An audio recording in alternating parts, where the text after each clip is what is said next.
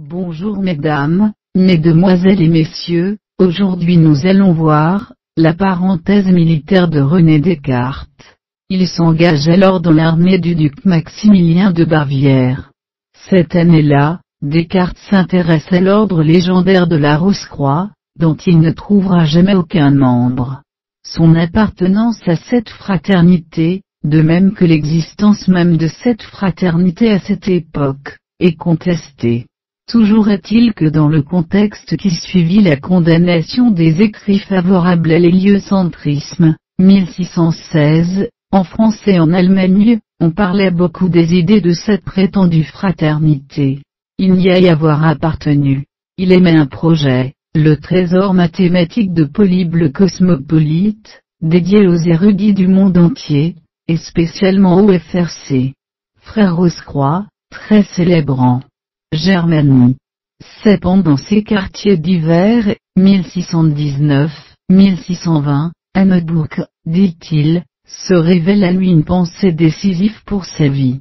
Le 10 novembre 1619, il fait en effet 3 songes exaltants, qui l'éclairent sur sa vocation. Le 10 novembre 1619, lorsque rempli d'enthousiasme, je trouvais le fondement d'une science admirable. Point. Olympique, fragment. Baillet, premier biographe de Descartes, en a fait le récit, dont voici le début. La recherche qu'il voulut faire de ses moyens, jeta son esprit dans de violentes agitations, qui augmentèrent de plus en plus par une contention continuelle où il le tenait, sans souffrir que la promenade ni les compagnies fissent diversion. Il le fatigua de telle sorte, que le feu lui prit au cerveau, et qu'il tomba dans une espèce d'enthousiasme, qui disposa de telle manière son esprit déjà abattu, qu'il le mit en état de recevoir les impressions des songes et des visions. Il nous apprend que le 10e de novembre 1619, s'étant couché tout rempli de son enthousiasme, et tout occupé de la pensée d'avoir trouvé ce jour-là les fondements de la science admirable, il eut 3 songes consécutifs en une seule nuit, qu'il s'imagina ne pouvoir être venu que d'en haut. Il raconte alors comment il s'enferme dans son poêle et conçoit sa méthode. La légende raconte que, à l'été, il regarde le plafond au plâtre fissuré, et imagine un système de coordonnées, permettant de décrire lignes, courbes et figures géométriques par des couples de nombres arithmétiques, dont il ne reste qu'à analyser les propriétés. Il fait alors vœu d'un pèlerinage à Notre-Dame de Lorette à Lorotto, accompli finalement en 1623, renonça à la vie militaire. De 1620 à 1622, il voyage en Allemagne et en Hollande, puis revient en France.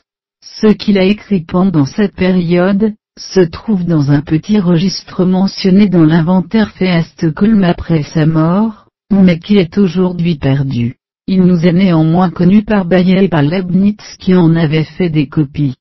Ces copies furent retrouvées par Fouché de Careil, et publiées en 1859, sous le titre Cogitation Privata. Mais il se trouve qu'elles ont depuis de nouveau disparu. De cette époque nous possédons également l'un de celui de Romelmonti. En 1622, il liquide l'héritage de ses mères, et bénéficie alors de 6000 livres de rente, ce qui le dispense de travailler. Il règle ses affaires de famille et recommence à voyager, visitant l'Italie.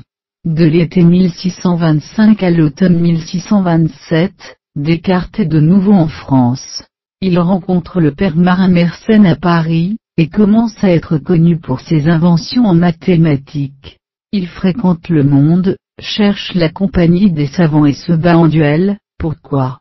En novembre 1627, chez le nonce du pape Guidi di Bagno, où il est venu écouter une conférence faite par Chandoux sur les principes de sa nouvelle philosophie, le cardinal de Bérulle lui fait obligation de conscience d'étudier la philosophie.